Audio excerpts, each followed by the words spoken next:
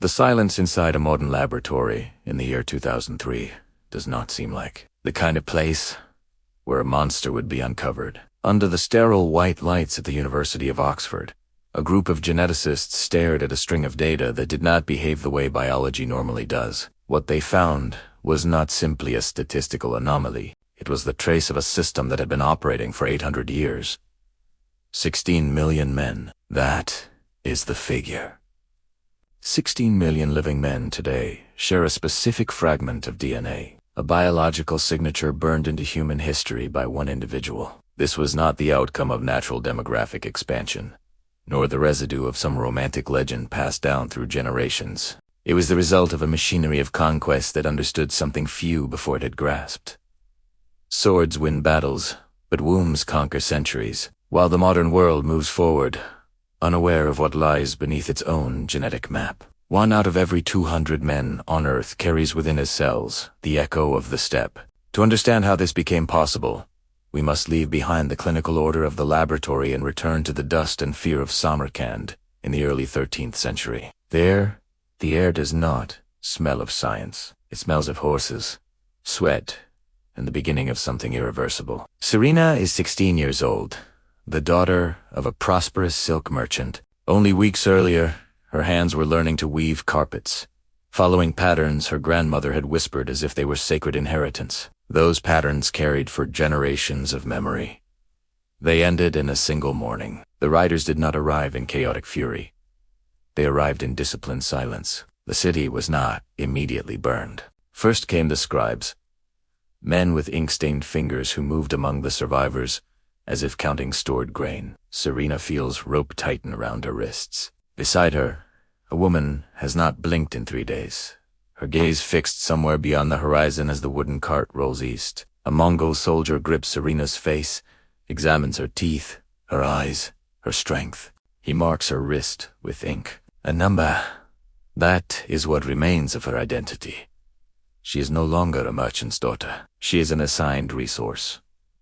A piece in a genetic strategy designed to erase nations from within. This is what the Mongol Empire did with the women of the territories it conquered. It did not seek simple death. Death would have been merciful. It sought substitution. Genghis Khan did not build only an empire of land. He built an empire of flesh, one that still pulses in the blood of millions. To understand the origin of the system that swallowed Serena, we must return to the winter of 1171. On the frozen Mongolian steppe, compassion has no place. Hunger rules. A 9-year-old boy named Temujin kneels beside his father's body. Yasuge, a respected tribal leader, lies with dried foam at his lips, poisoned by rivals who had shared his meal the night before. On this steppe, an invitation to dine can conceal execution. Within days, the alliances that protected Temujin's family dissolve. His mother Holin is abandoned with 5 children during one of the harshest winters in memory. No livestock, no allies, no security. They survive on roots, rodents, whatever can be found beneath the snow. In that isolation, Temujin learns a lesson that will define him. The world divides into those who take and those who are taken. At 16, that principle becomes personal. His betrothed, Bert, is abducted by the Merka tribe. For 8 months, he searches and fights with growing ferocity. When he rescues her, she is pregnant. The child may or may not be his. The doubt remains suspended forever. Watching the enemy camp burn, Temujin understands something that reshapes his thinking. The men who abducted Bert are dead, but what they did survives inside the child she carries. Conquest by the sword is temporary. Children are permanent. In that moment, Temujin grasps that true victory does not lie in annihilating enemies, but in replacing them. If he plants his lineage within conquered nations, his existence becomes embedded in humanity itself. In 1206, the Mongol tribes proclaim him Genghis Khan, universal ruler. The hungry boy now commands the most lethal army the world has seen. But he carries with him more than cavalry. He carries an industrial vision of reproduction. The system that captured Serena did not emerge from chaos. It was engineered. During the 1209 campaign against the Tangut Kingdom, Scribes traveled ahead of the army disguised as merchants. They were not measuring grain or counting coins. They were cataloging women's age, health, lineage. When cities fell, expected chaos was replaced by administrative order. Men of fighting age were killed or forcibly recruited. Women were categorized. Specialist female administrators, known as counters, sorted captives with clinical efficiency. Young and healthy women capable of bearing children were marked for transport. The elderly, wounded, or ill were dismissed with a verdict, delivered without emotion. Not worth.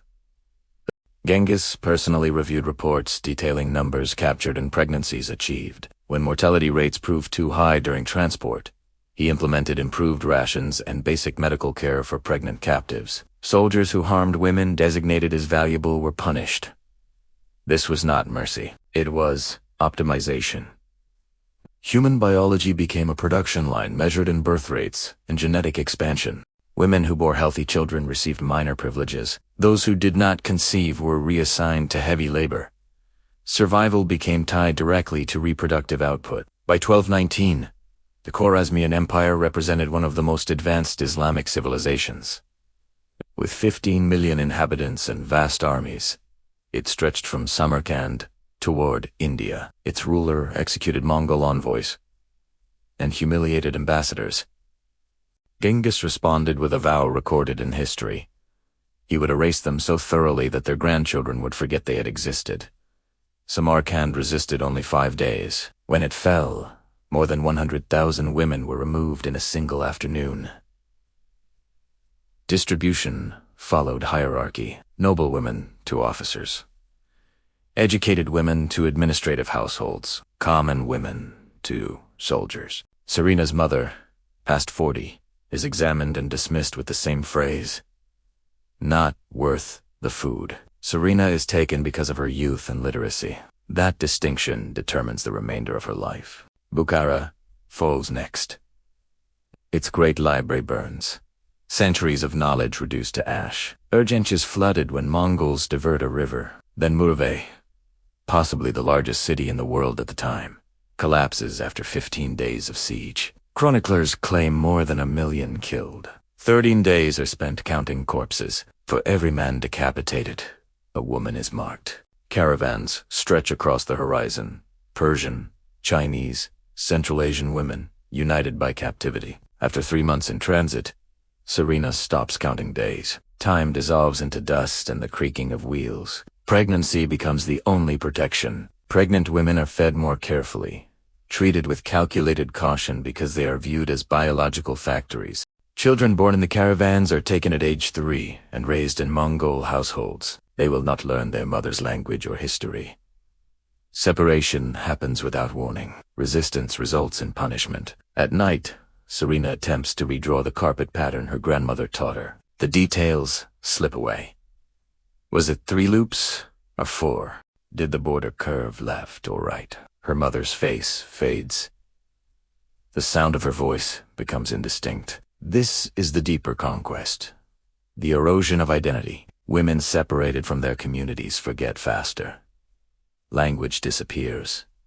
Memory rusts. The system does not need to kill to destroy. It needs time. In 2018, archaeologists in Kazakhstan uncovered the grave of a woman buried in an unusual manner. Bone analysis reveals she was born in Persia but lived her adult life thousands of kilometers away on the steppe. Her remains tell of early malnutrition, followed by later abundance. Beside her lies a Persian bronze mirror and a Mongol childish toy.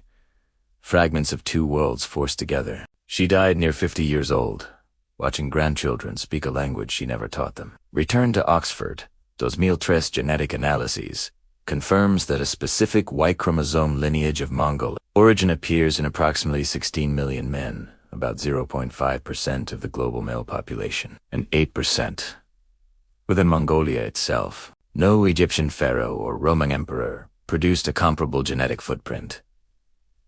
This required more than personal fertility. It required a sustained, organized system operating across generations. After Genghis Khan's death in 1227, his descendants continued to practice for over a century. Those 16 million men are not simply descendants of a conqueror. They represent millions of women whose identities were erased. Each carries within his cells the contribution of a mother stripped of name, language, and history. Serena likely died without record, yet her biological trace may exist today in strangers across continents. The Mongol Empire vanished from maps.